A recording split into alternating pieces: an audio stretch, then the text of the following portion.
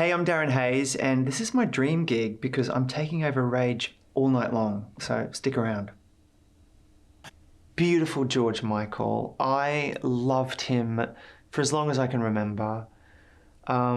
Like myself, I had no idea that George was gay. I remember during Wake Me Up Before You Go Go, there's that beautiful moment where he's like, cuddle up, baby, moving tight. And his velvet voice, and like he had like neon gloves on and like short shorts and frosted hair and everything. And I just thought he was just really pretty.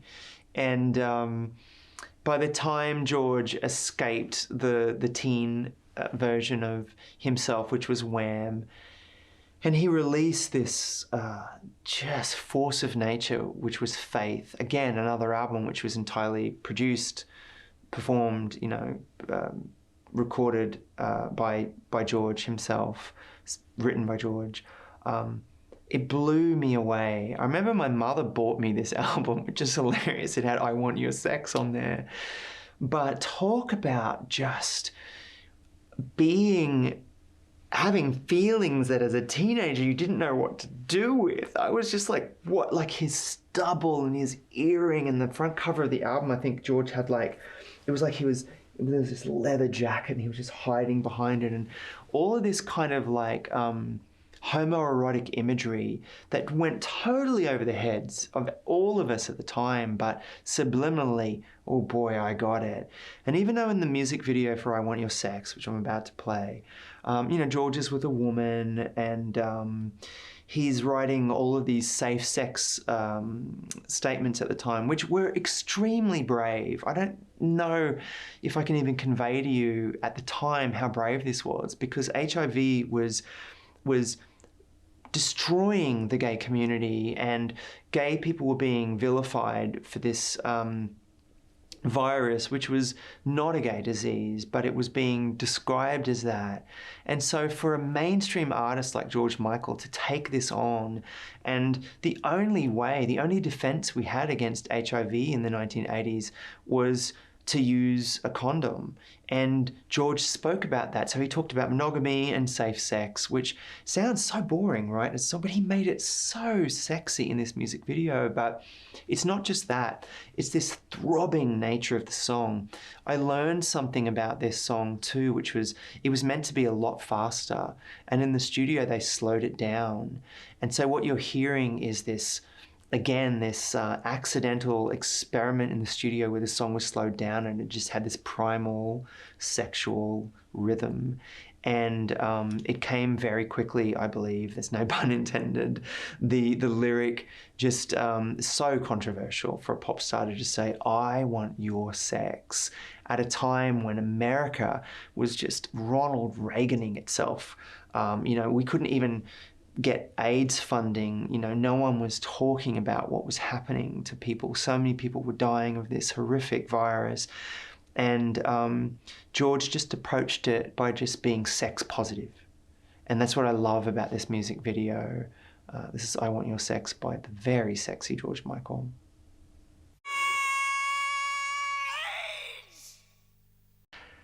This next music video is the greatest music video ever made.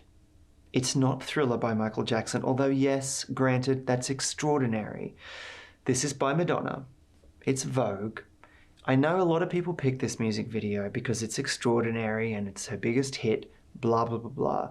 The reason I'm picking it is because of the cinematography and because of the fact that it reinvented the music video as we know it, and let me tell you why.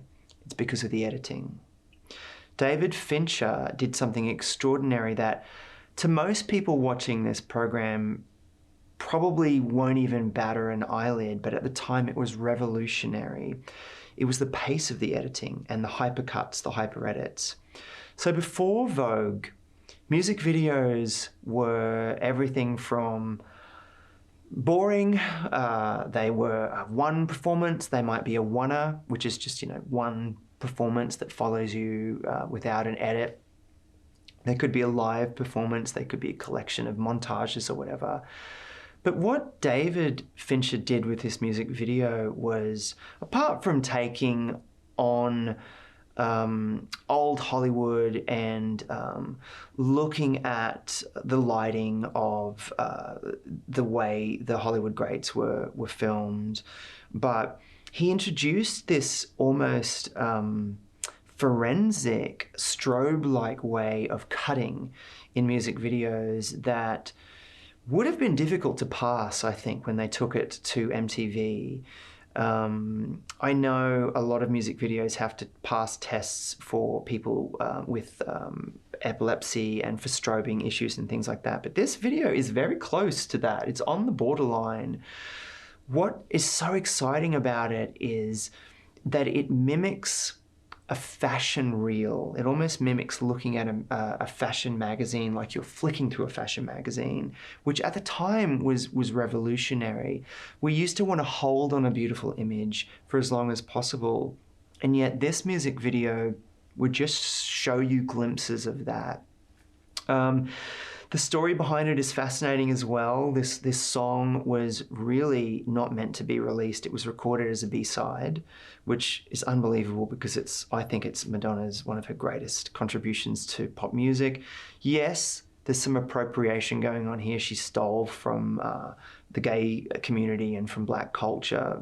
Voguing by this point, when it came out in 1990, was about 3 years old. Years before it, Malcolm McLaren had also stolen. Another white person had appropriated from black culture and from gay culture, but he'd had a song called Deep in Vogue. But it didn't catch on to the mainstream the way that Madonna had this uncanny ability to do. But most of it is because she hired Jose Extravaganza from the House of Extravaganza as one of the main choreographers. You'll see him in this music video, and she just let these dancers play. Their performance in this video is really what drives it for me. The Horst lighting, so the photographer Horst, who was famous for all the people that Madonna name checks in this video, is what the lighting references are about. But really for me, it's David's reinvention of Madonna, his capturing of her. It began with Express Yourself, and it ends a few videos later with Oh Father, and they were never to work together again. It's rumored that Madonna for many years afterwards felt that she couldn't look beautiful in a music video without David Fincher because she was so tied to his vision of her. This video I think, belongs in a museum. It's cinema history. It's extraordinary. This is Vogue by Madonna. Rage. Hi, I'm Darren Hayes, and I am in the coolest studio in the world. It's the Rage Studio, and all of this stuff is real. And all these music videos, well, they're not real, but they're really good. And I'm going to play some of them for you, and we're going to hang out. And it's going to be great. Grab a snack, grab a drink, have fun. I'm sticking around. Rage. Well, I wouldn't be a proper if I didn't pick a Pet Shop Boys song to play. I was first introduced to Pet Shop Boys when I heard their beautiful song Rent, which is extraordinary, but I'm not playing that song. I'm going to play a song called Heartbeat. My gosh, I wish I'd written this song. When I first got a synthesizer, I think I was around 13, and I learned how to play this song. Here's a little factoid about this. They wrote this originally for Madonna, and she said no. Big mistake, Madonna, huge, because eventually they would go on to do a remix of her song Sorry. If you haven't heard it, it's on Spotify, you can check it out. Their remix of Sorry is probably better than the album version that Stuart Price produced, and I'm so glad that Pet Shop Boys and Madonna eventually reunited because they were always meant to be. But this song Heartbeat is just incredible, and you can hear that they love her, and you can hear that this song is sort of written. I do this sometimes. I think when I'm writing songs, I kind of inhabit the space of another artist. I think when I was a little kid, the first time I saw Dress You Up by Madonna, I used to think, this is going to be like an avatar or a personality that I might sort of inhabit on stage, and sometimes I still do. But this is definitely Pet Shop Boys thinking that they're Madonna and then realizing, oh, damn, we're going to have to do it ourselves. And they do a really good job of it. And I think the music video has a weird sort of vampire slant to it. I don't know what that's about, but it works. So check it out.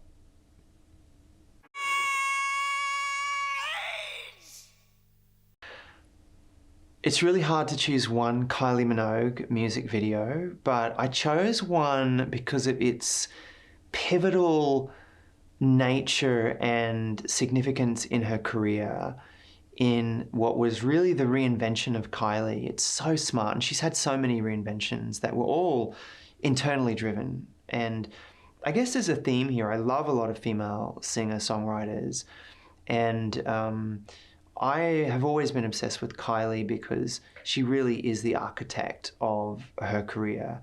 I think that's obvious now, but when she first began, I think there was a lot of misogyny around who was behind, you know, this tiny sort of force of nature, and of course it was Kylie. Yeah, she worked with Stock Aitken Waterman, and she came from Neighbours or whatever, but there's no denying that this woman knew so much about being a pop star and about what a good song was and how to deliver a performance that was just spellbinding and magical. And the song I'm going to talk about is Shocked.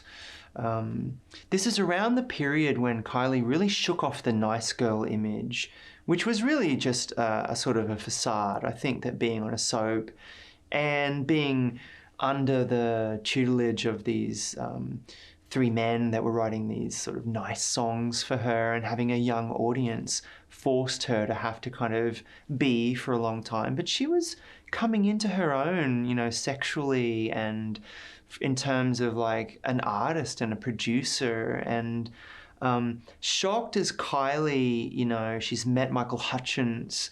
She's lived in Europe for a while. She's been to Paris. She's friends with Jean Paul Gaultier. She understands the intrinsic power that she has as a woman, and that her references now are like Brigitte Bardot, and she's not Madonna.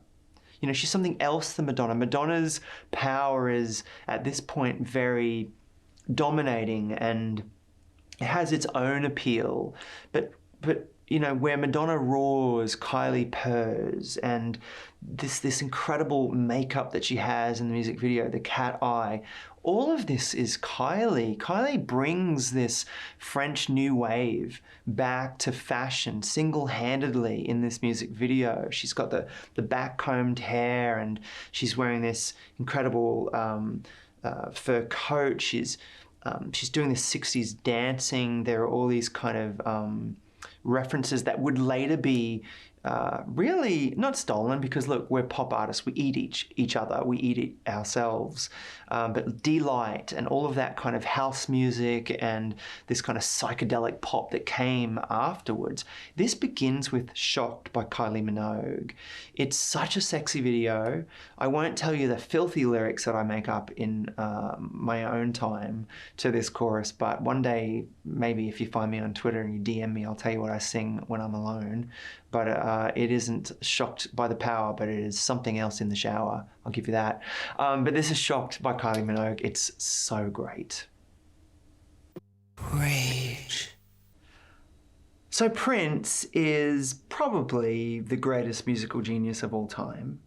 I, as a 13-year-old kid, I know I graduated into like my own music when I found Lovesexy, the album Lovesexy, and the album Sign of the Times, which this next song comes from, was like the album that made me feel like I had discovered music, because no one else at school knew what it was. Like, everyone knew what Purple Rain was, and then Around the World in a Day came out, and Raspberry Beret was on that record.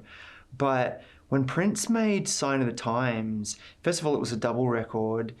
I was fascinated by one thing. On the back, it said, produced, arranged, composed, and performed by Prince. My new album says that too. It took me 25 years to be able to do that. What I love about this record, a lot of it is Prince using a Lindrum, Prince using a 909 and 808 drum. He performs everything on the album except horns, which, I mean, you can be forgiven for not performing wood instruments, okay? But guitars, drums, bass, synths, everything is Prince. This particular track is called You've Got the Look with Sheena Easton, and he resurrected her in this album and in this music video because I'm old enough to remember Sheena Easton had a song called Morning Train, which was a hit when I was a youngster. And he just turned her, like he does most artists that he collaborates with, into this sex bomb. So this is a duet between Prince and Sheena Easton. Prince is using his voice that's been modulated into a character that he calls Camille. And it's a process where he records the track at a lower speed so that his voice is sped up and it kind of sounds like a female. And it's Camille, or Prince, singing with Sheena Easton, called You Got the Look.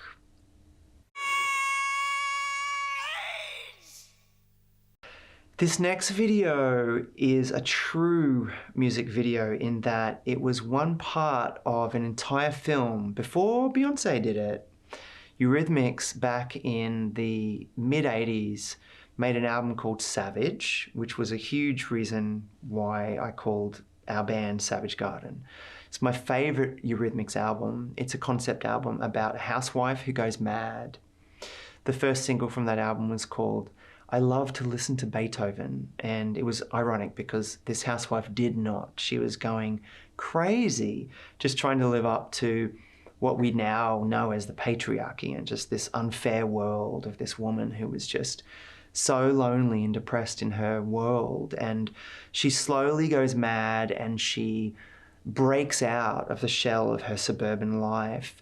And they made this long form video and a video for every song on the album.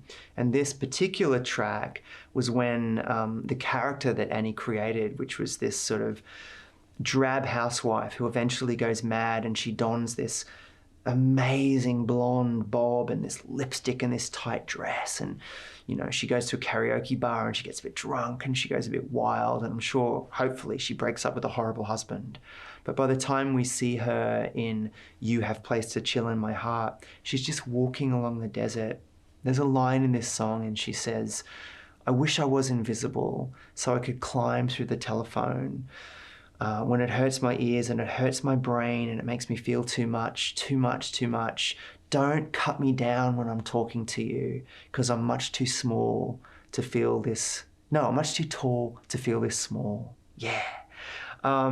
It killed me. As a kid, these were such big adult emotions, but to see this woman strip herself of all of this glamour. She was such a glamorous person in the 1980s, and yet she strips it all off in this video, and eventually there's a hug. I'm not going to spoil it for you, but it's all about this journey to this hug, and she hugs this person, and all of these emotions just sort of pour out of her. And I learned so much about filmmaking and about music videos from this particular clip, and about songwriting from this extraordinary woman and this performance. So this is You Have Placed a Chill in My Heart by Eurythmics. Rage. So I know that Stranger Things has made Kate Bush famous again for people who may not have heard of her, and I think that's so wonderful. I'm going to play Running Up That Hill, not because it's fashionable and the thing to do, but because it truly is one of my favorite songs of all time. The Hounds of Love is in my top 3 of favorite albums ever made. It came out in 1985, which is extraordinary because this is a respectful thing to say, a compliment to it. It actually sounds like a record from 1983, I think, because it's made primarily with a Fairlight synthesizer. I'm telling you this because I went and bought a Fairlight synthesizer to make my 2000 and I think it was 7 album, This Delicate Thing We've Made. Now the one that I bought barely worked. I think it cost $5,000 on eBay. Back in the day, they were the equivalent of a house. So in the 80s, they cost around $100,000. So Peter Gabriel, Kate Bush, I think Art of Noise, maybe Trevor Horn. Yes, Trevor Horn, the producer, owned one of them. So only 4 or 5 people could afford one of these. And the sounds that they had were like 8-bit in quality, which now, you know, you wouldn't even find a ringtone that the Crazy Frog would have made in the year 2000 that sounds worse. But it was revolutionary at the time, and what Kate did with the synthesizer is just mind-blowing. It was a concept album. So part side one of the record were these extraordinary, amazing songs like Running Up That Hill, and part 2 was this story about a woman who gets lost at sea. And I was so inspired by that, I wrote my own concept record. I don't know why it wasn't very commercially successful, but apparently a concept record about time travel is not really commercially viable. I found that out the hard way.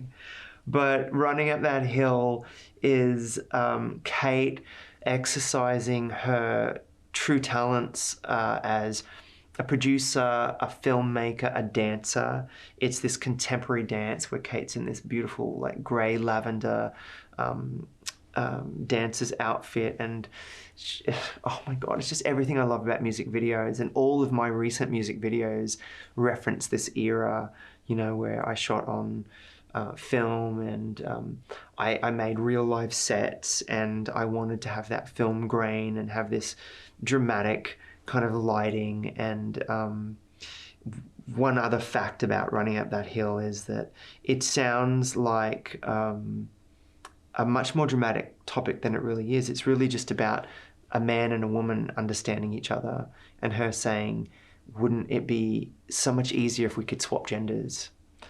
That's really what this song is about. I'm obsessed with it, and apparently the whole world is again. This is Running Up That Hill by Kate Bush. Hi, I'm Darren Hayes, and you're up pretty late with me, but you're in luck because we're watching Rage, and that's like my favorite thing to do, so stick around. Rage. I'm obsessed with the 80s. I don't know if you can tell. I'm wearing a bit of Lurex. I'm wearing my rosary beads because Madonna always did that. I'm not a Catholic, but that's okay. I don't think Madonna is anymore anyway. Teena Marie in America was a teen idol. She was this cutesy pootsy sort of like our version actually maybe of Tina Arena, who I'm obsessed with. And she managed to reinvent herself with this next track called Lovergirl, which really sounds like it was written by Prince. Came out in the same era as Purple Rain and those tracks. It's so funky. Sounds like something that Jam and Lewis could have written, or The Time could have performed. And I had to do my research on this because I honestly underestimated, so slap on the face for Darren Hayes for doing this. I thought that she had worked with Prince or someone in that camp. This extraordinary woman wrote and produced this song all on her own, and most of her music is written and produced and performed all on her own. Yeah, it's a little bit dated, but you know what? I'm from the 90s, I'm dated. This song is so funky. I want to do a cover version of this. This is Lovergirl by Teena Marie. The next video you're about to see is by a UK artist named Georgia, who I'm obsessed with. This isn't her latest record, but it's my favorite record of hers. It's called About Work the Dance Floor. The music video itself is a trip, so let's just talk about that. It's just this visual feast. It features like a disco ball and a house on fire and just the beauty of Georgia herself. But sonically and musically, this record just really inspired me and my new music. It has that amazing kind of, you know, sad crying on the dance floor thing that Robyn kind of pioneered. But I feel like Georgia just takes it to that extra place. Lyrically, I don't really know what she means when she says this chorus, you know.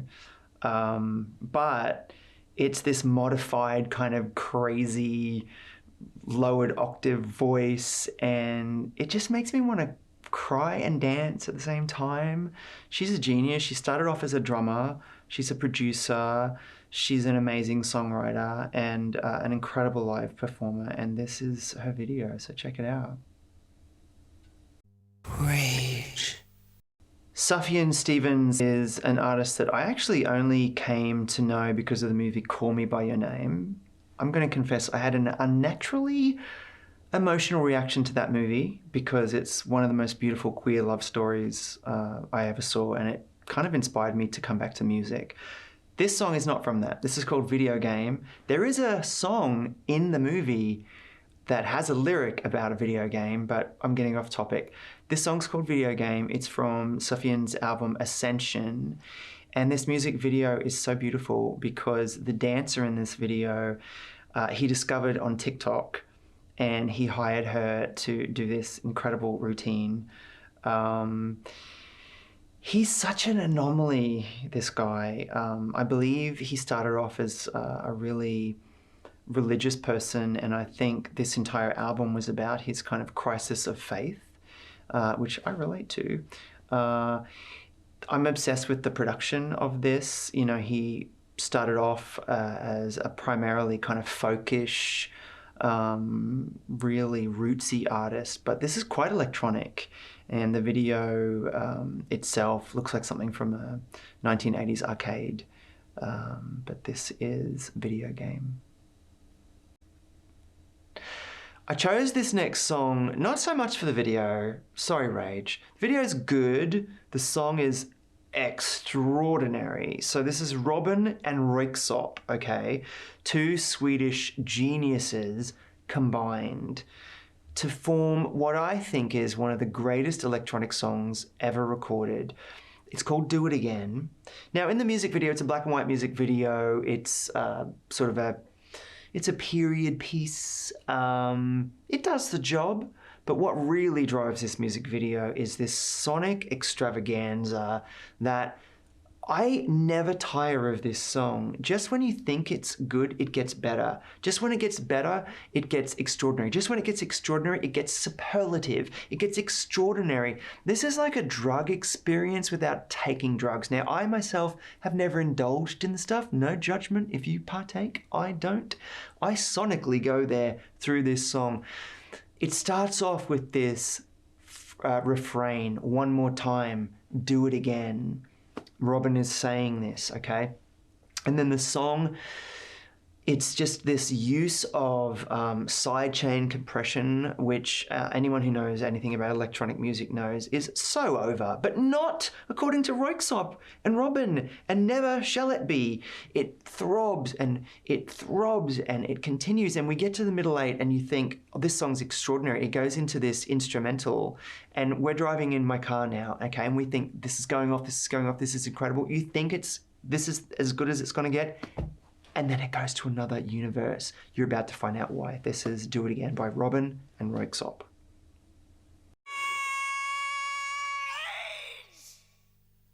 This next track is by one of my favorite bands who I just learned how to pronounce their name because I just read it. I never really say it out loud, but it's Moona.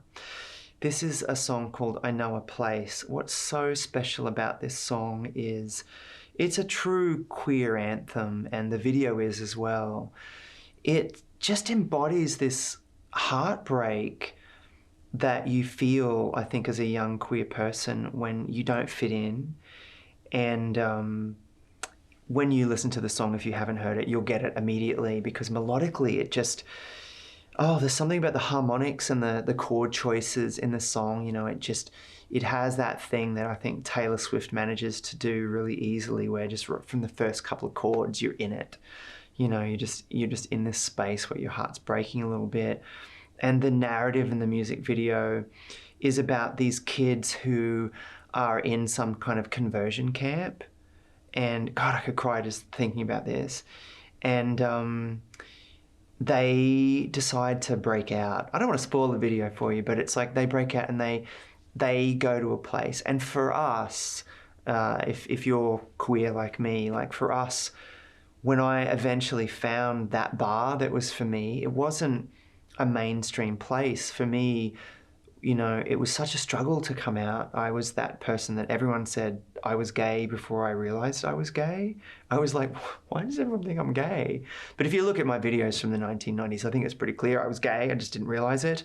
But when I moved to San Francisco, there was a bar which is hilariously called the Stud Bar. But what I loved about it was totally a bar for like drag queens and for just gender non-conforming people, for anyone that didn't fit a box. I wasn't any of the categories. I wasn't a twink, I wasn't a bear, I wasn't like a hunk, I wasn't whatever, you know, like I felt like I wasn't good looking enough for women to find me attractive, and I wasn't like, I don't know, whatever the cliche of like good looking was for like the pinup gay man to think of me as good looking. I was just kind of strange. But in this bar, I felt like I'd found my tribe and I was home, and there was a place for me to be a freak and to be weird and to be queer.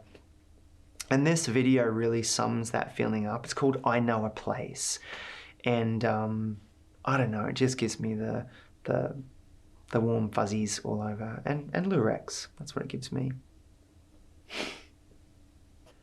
Hey, I'm Darren Hayes, and you and me are watching Rage. Rage. This next video is literally a trip. It's by West Australia's Kevin Parker, Tame Impala. I am obsessed with this man, from his hair to his knowledge of synthesizers, to his psychedelic sound, to his obsession with the studio. I would say that Kevin's most recent output really inspired me to be a producer, to really take on board my own responsibility with sound, and to just roll up my sleeves and to learn how to use drum machines and instruments and just experiment in the studio, you know, fiddle around with knobs and filters and faders and buy a bunch of vintage gear and just make sounds that don't come out of the box, you know. A lot of people can make music. That's the wonderful democracy of the tragedy, I think, of big studios maybe and falling apart, and the economy of the music industry being challenged, is that a lot of these big studios, unfortunately, have gone out of business. But the wonderful democracy of that is that it's enabled so many young people to just get a laptop and just kind of learn how to do stuff. And Kevin sort of epitomizes that for me, in that he leads this extraordinary band, but most of his exploration is so inward and internal, and it's rock and roll, it's stadium rock, but it's also so quiet and so introspective. And this particular record, Let It Happen, for me, it reminds me when I'm anxious and when I'm stressed to just kind of let it go, you know. It's also a really flirty song. I love it. The idea that, you know, if you're into someone, that you can kind of let go of all expectations, and that the universe is just kind of make it so. And that, you know, I put it on my, I have a playlist that I call just like, I don't know, it's like a flirtation playlist. And this song is on there because it's just like, just let it happen. Just let it go. Like, I'm always trying to hook friends up, and I have a good track record of like introducing people and they end up getting married. And when I see a couple of people that have some chemistry, I think of this song and I'm just like, go away, talk, let it happen. So the video's really trippy, the song's really trippy, and Kevin's super trippy. This is Let It Happen.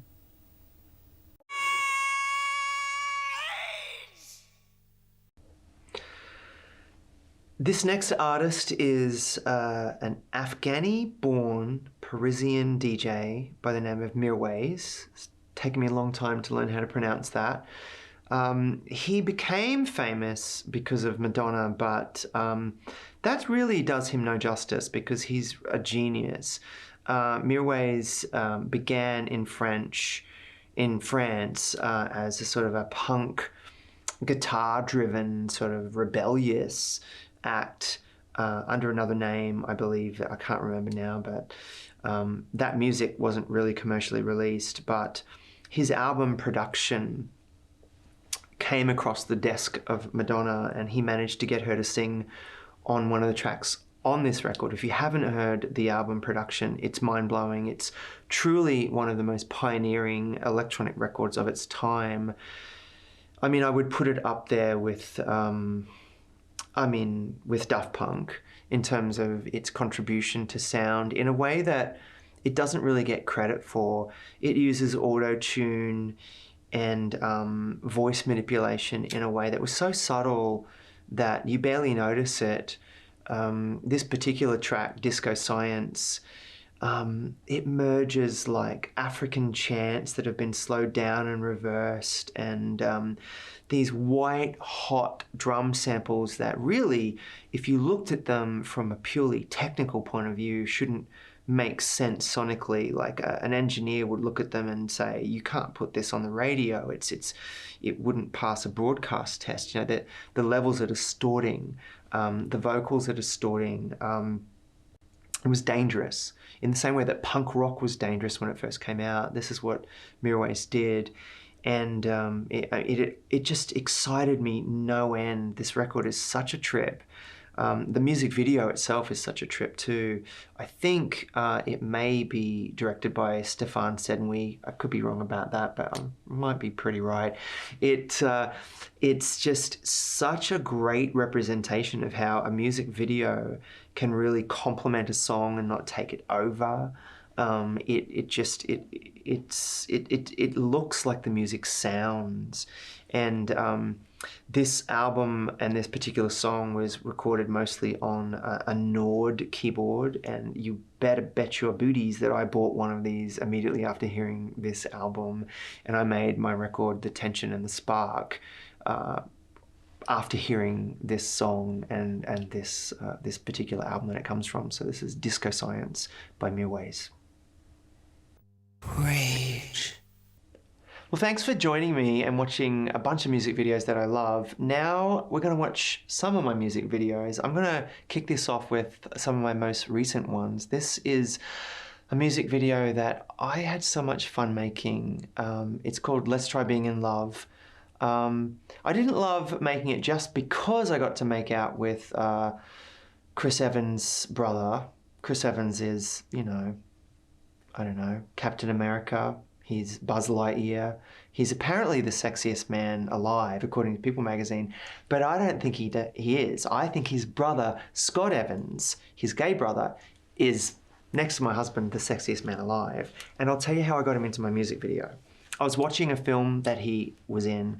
It's called Nearly Love, and I started crying because there was a scene between him and the character that played his father, and it reminded me so much of my relationship with my own dad. And I knew in this music video, this was going to be me really embracing the fact that I'm gay, and this music video really tells a story about a time in my life where I essentially had to leave my marriage. I was married to a woman who was still one of my best friends, but I had to leave that marriage, and it was incredibly hard. I would describe it as having to destroy something so innocent and beautiful and lovely in order to be my true self.